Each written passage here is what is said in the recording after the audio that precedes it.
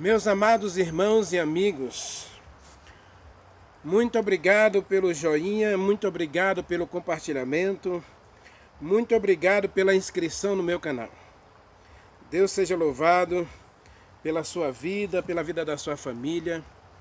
Deus seja louvado por tudo de bom que acontece com você, né? E quem sabe até de ruim também.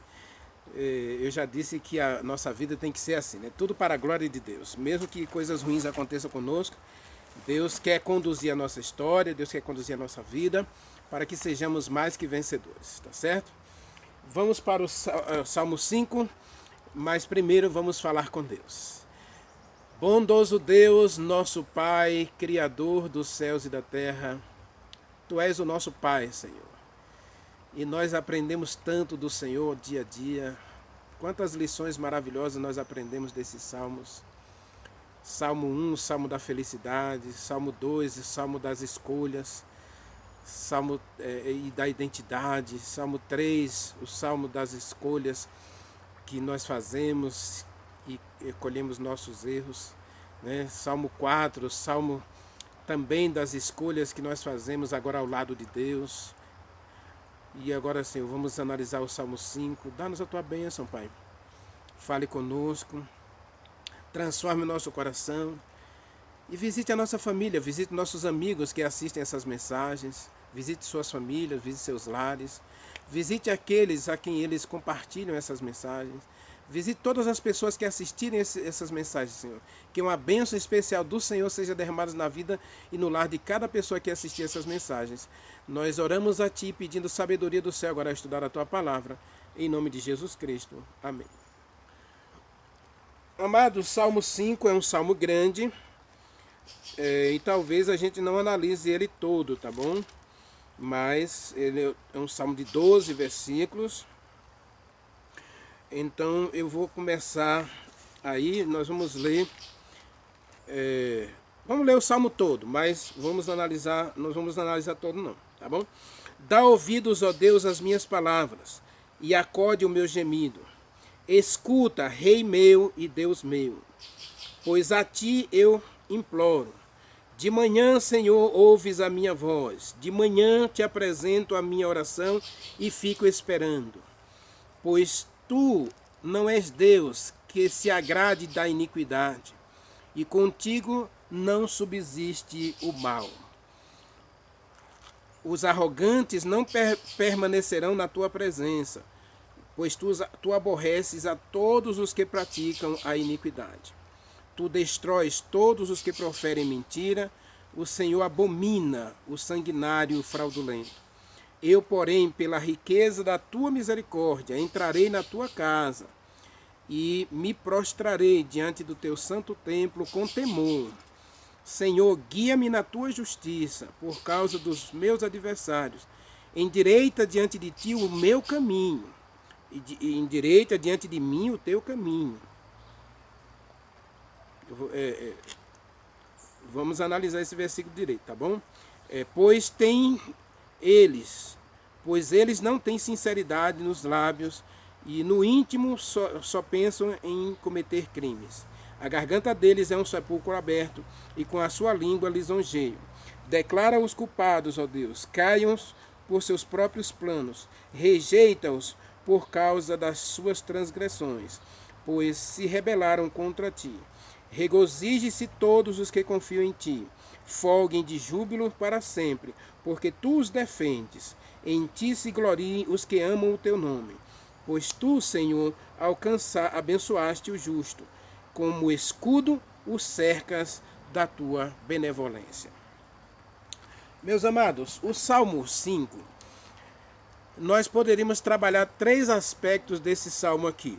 O primeiro aspecto do salmo é o da comunhão diária com Deus. Davi, ele começa o seu salmo no versículo 3, dizendo: de manhã o Senhor ouve a minha voz, de manhã eu me apresento ao Senhor e fico esperando. Eu apresento as minhas orações e fico esperando. Então ele apresenta o primeiro aspecto do Salmo 5, é o aspecto da comunhão com Deus.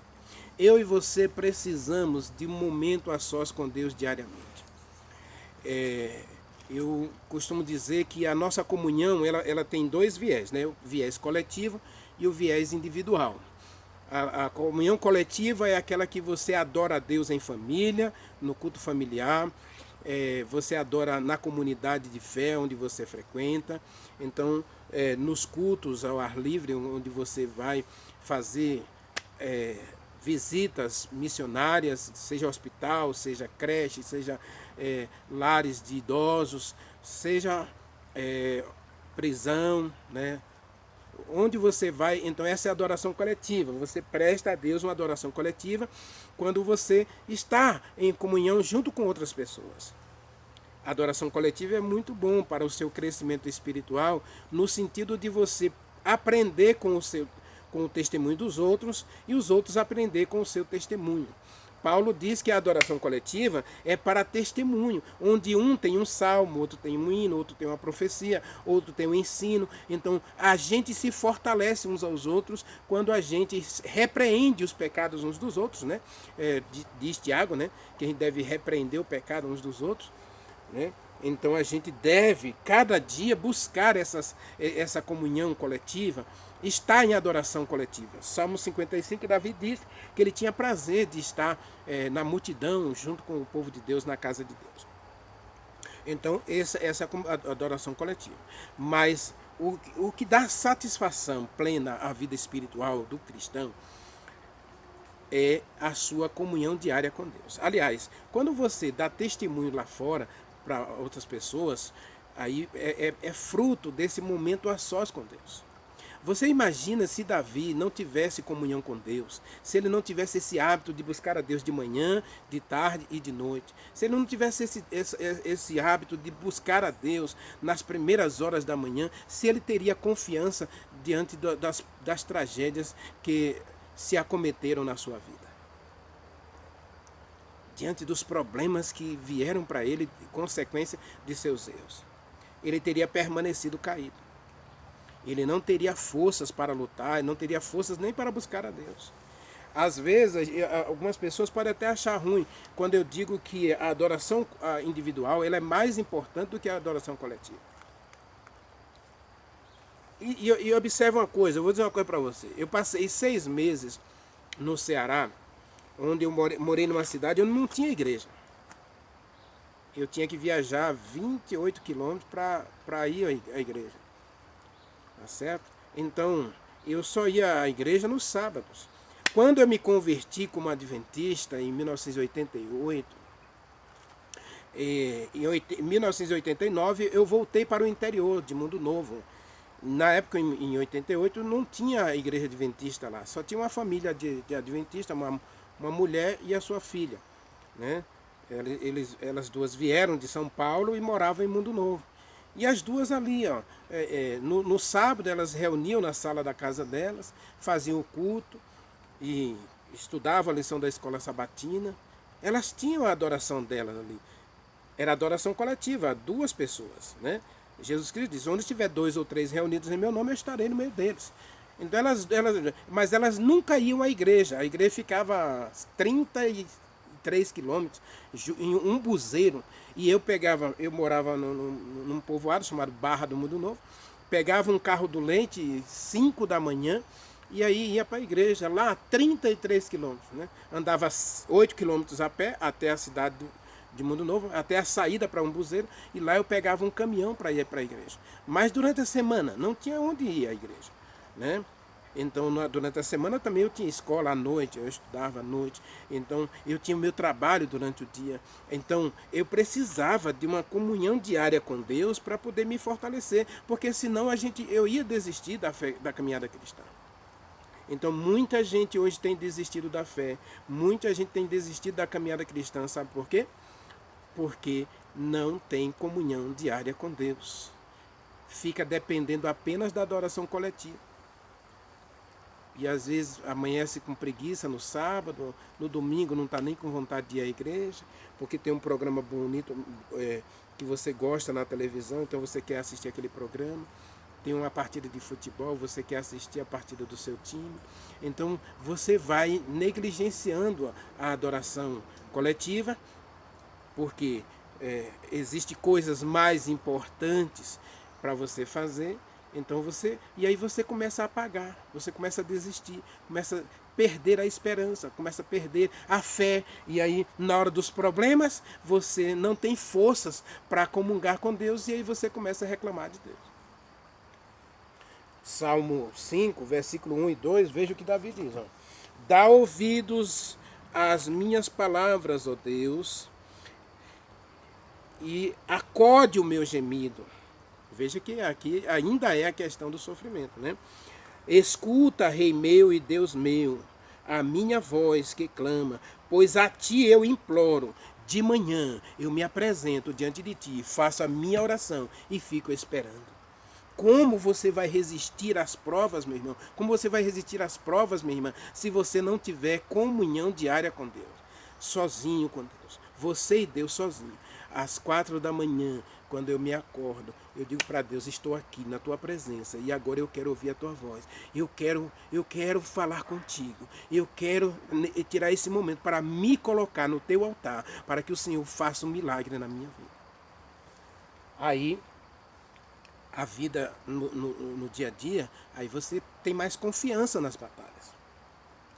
Segundo momento do Salmo, aí ele fala a questão de quem é Deus. Veja no versículo 4. Pois tu não és Deus que te comprazes, que te agrade do pecado, da iniquidade. E contigo não subsiste o mal. Não existe nenhuma maldade no caráter de Deus, não existe nenhuma injustiça, não existe nem nada errado com Deus, né? E aí a gente precisa saber quem é Deus. O segundo momento do Salmos 5 é você saber a quem você serve. Quem é esse Deus que eu sirvo? Quem é esse Deus? E Davi aqui ele coloca claro, tu és Deus. E ele coloca a palavra não aí atrás, né? Tu não és Deus que se agrade, que tenha prazer no pecado, na maldade, na injustiça, no erro. E lembre-se que os salmos, nós estamos analisando o salmo na perspectiva do conflito entre o bem e o mal, entre o certo e o errado, entre a verdade e a mentira, entre Deus e o diabo. Então Deus odeia o mal. Deus odeia o pecado. Deus odeia a mentira. Ele fala aí no versículo 5, né? No versículo 5, ele fala, os arrogantes não permanecerão na tua presença, nem os que praticam a iniquidade. Tu destrói todos os que proferem mentira. Deus odeia a mentira. E Jesus Cristo disse que o diabo é o pai da mentira. Ele é mentiroso e pai da mentira. Ele nunca se firmou na verdade. João 8, versículo 44. O diabo nunca se firmou na verdade. Por isso que Jesus Cristo, no meio do discurso do capítulo 8, ele disse, e conhecereis a verdade, e a verdade vos libertará. E Deus é a verdade. Deus, o Deus eterno, é o Deus verdadeiro, é o Deus da verdade. Ele não é o Deus da mentira. Deus odeia a mentira, Deus odeia o pecado, Deus odeia o mal. Porque Deus sabe que o mal, a mentira, a maldade, a injustiça, o pecado é de procedência maligna, é obra de Satanás no universo. No universo porque ele fez os anjos pecarem, né? E na terra porque ele levou Adão e Eva ao pecado. Infelizmente. Então quem é Deus para você? Quem é o Deus que você serve? Percebe a importância da comunhão? Porque você tem que ter comunhão com alguém que você conhece, com alguém que você confia, com alguém que você pode entregar seus projetos, seus planos, entregar seus segredos. Salmo 26, versículo 14, diz que os segredos de Deus é para aqueles que o temem, para aqueles que o amam. Amós capítulo 3, versículo 7, diz que Deus tem os segredos dele, que ele vai revelar aos seus servos. Você e Deus precisam de intimidade. Então eu preciso conhecer Deus. A segunda temática é quem é Deus. Então eu preciso saber quem é Deus. Você sabe quem é Deus na sua vida, meu irmão? Você sabe quem é Deus na sua vida, minha irmã? Meu amigo, minha amiga, você sabe quem é Deus? Quem é Deus? Deus é aquele que permitiu que o avião caísse e matasse todas aquelas pessoas. Deus é aquele que não impediu que um homem entrasse numa creche e matasse pessoas. É esse o Deus que você conhece? Esse é o Deus que, então, nesse caso, você vai dar razão aos arrogantes aqui, àqueles que praticam o pecado. Porque você coloca Deus no pé de igualdade do mal. Né? Eu encontrei uma pessoa, né, uma pessoa do espiritismo, do candomblé, lá em Aracaju, onde ele disse que Deus também era mau. Ele disse que servia a Deus, e a Bíblia dele era toda marcada, ele lia a Bíblia diariamente. Mas ele tinha lá as suas devoções do candomblé. Então ele disse que o diabo também era uma pessoa boa, que fazia bondade também. Então ele orava a Deus e orava ao diabo. Por quê? No dia que Deus não atendesse sua oração, o diabo atenderia. E Davi diz assim, Davi olha para a sua situação, ele está em angústia, ele está em problema, ele está em sofrimento por causa das suas escolhas, mas aí ele diz, tu não és Deus que tenha prazer no pecado, na iniquidade. Iniquidade a gente sabe, né? Saber o que é a vontade de Deus e não fazer, né? Separar-se da vontade de Deus, separar-se do plano de Deus, do projeto de Deus. Então Davi diz, o Senhor não tem prazer em que eu me aparte, que eu me separe da tua vontade. E que ninguém se separe da vontade de Deus. Então quem é Deus para você? Tu não és Deus que tenha prazer na iniquidade, que te agrades do pecado, ou que tenha alegria no mal. Não. Deus odeia o mal, Deus odeia o pecado, Deus odeia a injustiça, Deus odeia o diabo. Deus odeia a mentira. Por isso que a Bíblia é a verdade. Porque é a palavra de Deus. Quem é Deus para você? E o terceiro momento, meus irmãos, aí nós vamos para... Aí ele fala aqui, no capítulo 8, no Salmo 5, versículo 8, ele fala que o Senhor me guia na justiça. Veja que no versículo 4, Davi diz que Deus não é Deus que se compraza na iniquidade, nem no mal, nem na mentira. E no versículo 8 ele diz que Deus tem prazer em guiar a gente na justiça. Deus é justo para você? Deus é o Deus da justiça? É o Deus que conhece o fim desde o princípio? E que Deus não tem participação nenhuma nas tragédias que acontecem na nossa vida, que acontecem nesse mundo. Ele não planejou nada disso para você. Ele não planejou nem que José fosse para o Egito. Agora, Deus sabia que haveria escolha da parte dos irmãos de José de vendê-lo. Então Deus pega as escolhas humanas, Deus pega os erros humanos e transforma em oportunidade de graça e salvação para o ser humano. Olha que Deus misericordioso, olha que Deus bondoso. É esse o Deus que eu e você devemos servir. É esse o Deus que eu e você precisamos conhecer. O Deus que transforma as minhas tragédias, as minhas derrotas, os meus fracassos, as minhas escolhas erradas e transforma em oportunidade para me levar para perto dele, para oferecer a mim a sua graça, a sua salvação e a sua justiça. E aí, no versículo, eu quero conversar com você agora sobre o versículo 11 e 12, que é o terceiro momento do Salmo. Mas regozijem-se todos os que confiam em ti. Regozijo, vocês sabem, é satisfação, alegria, felicidade, né? Sejam felizes todos os que confiam em ti. Ou são felizes todos os que confiam em ti. Folguem de alegria para sempre, porque tu os defendes. Tu és o escudo deles. Por isso eles são felizes. Por isso eles jubilam. Por isso eles se alegram. Por isso eles se regozijam. Porque tu os defendes. Tu os aceitas como teu, como propriedade tua.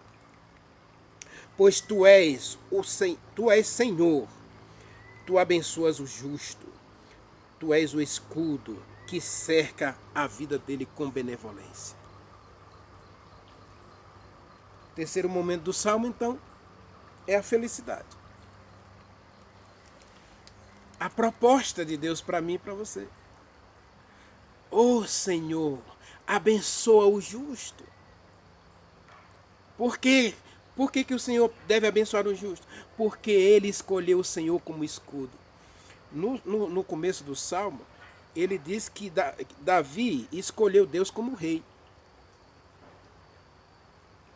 Ele era rei, né? Então ele sabia a importância de ter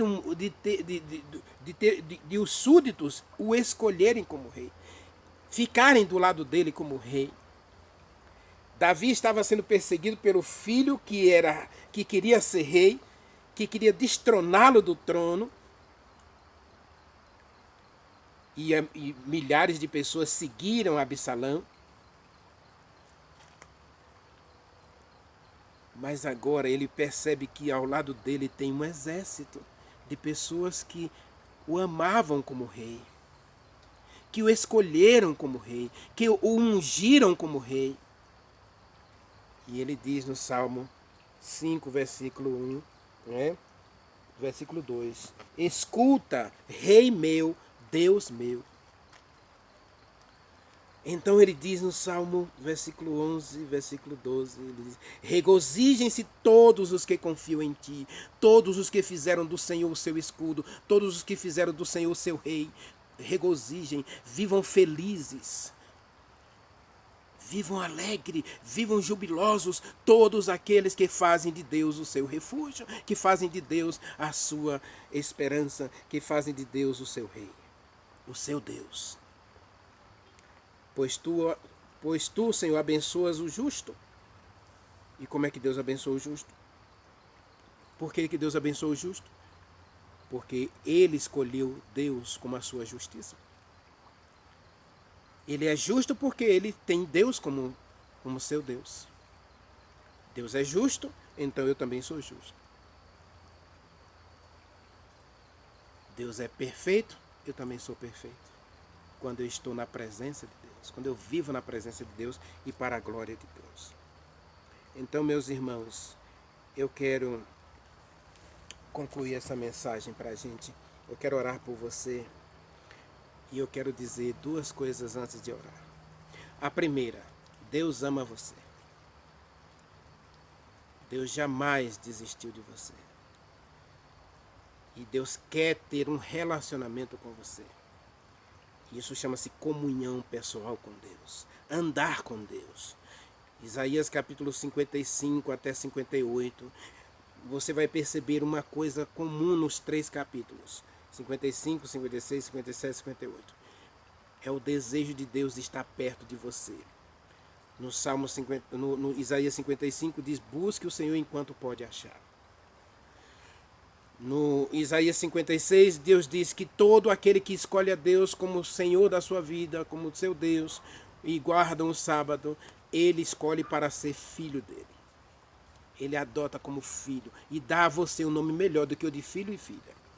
No Isaías 57, versículo 15, Deus diz que ele tem prazer em que você ande humildemente com ele. E Isaías 58, versículo 14. Quando você se deleita em Deus, ele te sustenta, ele te alimenta, ele te dá a herança de Jacó. A herança de Jacó, meu irmão, é Betel, a cidade de Deus, a casa de Deus no céu. Jesus Cristo disse: eu preparei uma casa para você no céu. Deus ama você. E Ele quer ter um relacionamento com você. Segunda coisa, nada nesse mundo deveria ou deve ser mais importante do que a tua vida espiritual. O que Davi mostra no Salmo 5. Você leia depois o Salmo, você vai tirar suas próprias conclusões. Ele percebe que a mentira, a maldade, a iniquidade, a vaidade, os erros humanos, nada disso compensa. Agora, quando você se volta para Deus, quando você se alegra em Deus, porque você deposita em Deus a sua esperança e confiança, você escolhe Deus como seu rei, como seu Deus, nada é mais importante do que isso. Tudo aqui vai passar, meus irmãos, tudo vai passar, mas somente a vida eterna deve ser a nota tônica do teu coração. Muita gente pode perder a vida eterna, por quê? Porque não escolhe Deus como seu Deus. Então nada é mais importante do que a tua vida espiritual. Então, meu irmão, valorize a comunhão diária com Deus. Valorize o relacionamento com Deus. Faça de Deus o seu escudo, faça de Deus o seu refúgio, faça de Deus a sua confiança, a sua esperança. E aí você vai ser feliz. E priorize a vida eterna.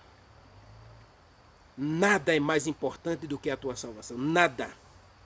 E se coisas ruins acontecerem na tua vida, permita que Deus transforme essas coisas ruins em bênção para a tua salvação. Deus é um Deus tão bom que Ele não é responsável pelas tragédias que acontecem conosco nem nesse mundo. Mas Ele é o Deus capaz de pegar nossas tragédias, de pegar a gente no caco, na lama, no lixo, e transformar todas essas coisas ruins que acontecem conosco em oportunidades para consagrar, para santificar a nossa vida, a fim de que a gente viva com Ele para sempre no céu. Que eu e você desfrute desse tempo com Deus. Primeiro, comunhão. Segundo, conhecimento, relacionamento com Deus. Quem é Deus para você? E terceiro momento, é você experimentar a felicidade que vem de Deus. De você escolher Deus como seu rei, como seu Deus. E aí, Ele proporcionar para você alegria e satisfação. E isso você vai experimentar quando você escolhe tirar tempo para Deus, valorizar a comunhão diária com Deus, buscar diariamente ter um relacionamento com Deus, andar com Deus e colocar o céu em primeiro lugar. Buscai, pois, em primeiro lugar o seu reino, a sua justiça, e todas as coisas vos serão acrescentadas. Ore comigo. Querido Deus, meu Pai, muito obrigado, porque em Cristo nós temos a alegria da vida eterna. Em Deus nós temos nosso escudo e a nossa salvação. Obrigado porque o Senhor nunca desistiu de nós, e mesmo quando nós estamos em angústia e problemas, o Senhor está perto de nós para ouvir as nossas orações, para atender os nossos pedidos e para arrancar de nós esse desejo de maldade, de pecado, de injustiça, de mentira. Por favor, Senhor, purifique a gente e dá-nos a alegria de viver em comunhão contigo e ajude-nos, ó Deus, a reconhecer o Senhor como nosso Deus e que as bênçãos do Senhor recaiam sobre nós hoje, sobre nossa família, sobre nossos amigos. Nós oramos e te agradecemos em nome de Jesus Cristo. Amém.